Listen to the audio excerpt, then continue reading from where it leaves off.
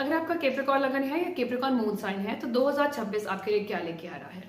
Year starting में हम देखेंगे आप कहीं ना कहीं कुछ खर्चा कर रहे हैं। इधर you are planning for a new year party या आप कोई लॉन्ग डिस्टेंस ट्रैवल का प्लान कर रहे हैं, या आप इस टाइम पे अपनी सेहत का जरूर ध्यान रखें। कोल्ड कफ हो सकता है, कोई ना कोई आप डॉक्टर विजिट हो सकती है। और दैट इज आफ्टर 18th जनवरी को कहीं ना कहीं आपके अंदर एक न्यू चैनलाइज एनर्जी होगी। आप एक नया रेजोल्यूशन लेंगे कि इस साल मुझे अपने गोल्स को अचीव करना है।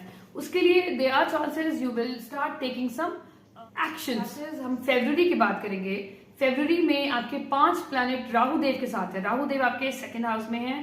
सैटर्न जो आपके लगन लॉर्ड है वो आपके third house through out the year रहेंगे और जुलाई में वक्रिय होंगे। आपके Jupiter that is third and आपके 12th हाउस के लॉर्ड आपके 6th हाउस में है। रेट्रो हैं टिल 11th मार्च, उसके बाद आपके डायरेक्ट होंगे। तो फरवरी का मंथ आपके लिए इंपॉर्टेंट है क्योंकि यहाँ पर 5 प्लैनेट्स की कंजंक्शन हो रही है और उसको 5 में जुपिटर देव भी एस्पेक्ट करेंगे। तो मार्च और फरवरी का महीना आपके वेल्थ फैमिली को लेके बहुत इंपॉर्टेंट डिसीजंस आप ले सकते हैं। बहुत इंपॉर्टेंट इवेंट्स आपके फैमिली में और regarding your job, regarding your wealth आपको दिख सकते हैं। तो दे आर चांसेस, अगर जिनके पास जॉब नहीं है आफ्टर 11 मार्च के बाद आप ढूंढ रहे हैं तो देयर इज अ पॉसिबिलिटी आपको एक न्यू डोमेन, एक नई जॉब मिलने के चांसेस हैं।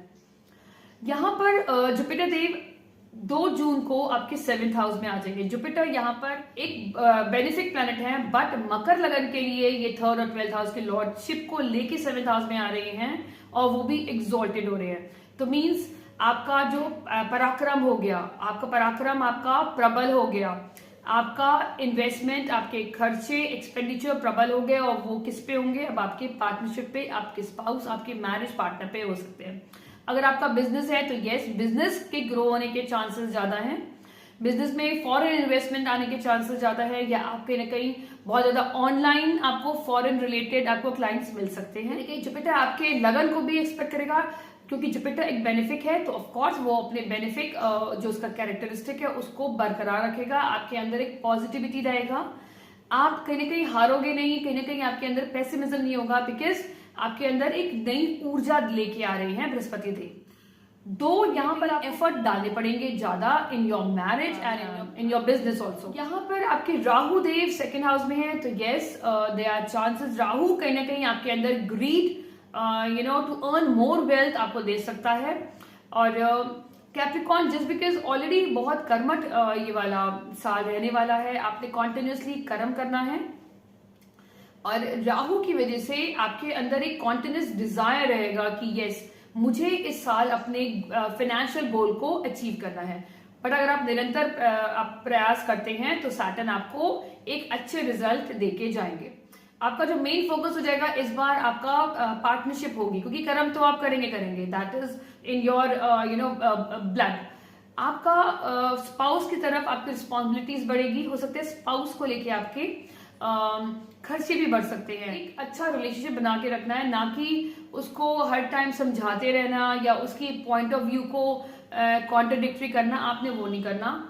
आप यहाँ पर थोड़ा सा बड़प्पन दिखाइए, अपने स्पाउस की रिस्पॉन्सिबिलिटीज को अच्छे से निभाइए और देयर इज अ पॉसिबिलिटी अगर किसी तरीके की प्रॉब्लम में है तो यहाँ पर आपको कोई गुरु या कोई मेंटर और या कोई भी ऐसे गुरु तुल्य इंसान आपकी जिंदगी में कुछ ऐसी एडवाइस दे देंगे, ऐसी कुछ सलाह दे देंगे कि अगर मैरिज प्रॉब्लम आ रही है, if you are facing it, तो वो आपको एक रास्ता मिलेगा to get rid of that problem. या और यहाँ से जुपिटर ने आपके 3rd हाउस जहाँ सैटर्न बैठा है वहां पर भी दृष्टि किया।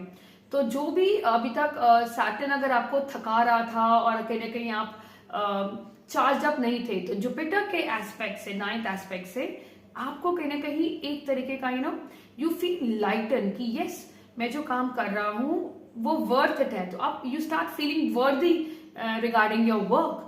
आप कहीं ना कहीं सेल्फ अप्रिशिएटेड रहोगे कि ठीक है दुनिया चाहे मेरे कितने भी मेरे आइडियाज को एक्सेप्ट नहीं कर रही है, मेरे काम को अप्रिशिएट नहीं कर रही, but I know what I am doing is right. तो वो एक तरीके का सेल्फ एप्रिसिएशन, सेल्फ वर्दी आपको जुपिटर इस टाइम पे देंगे। आप रेमेडी कर सकते हैं कि थर्सडे को आपने गाय को आपने उबली हुई चने की दाल खिलानी है। हो सके तो अमावस्या और पूर्णमासी में आप किसी तरीके का आप खीर का दान करेंगे तो वो भी आपके लिए अच्छा होगा। आपको मार्च और अप्रैल के टाइम में थोड़ा ध्यान रखना है।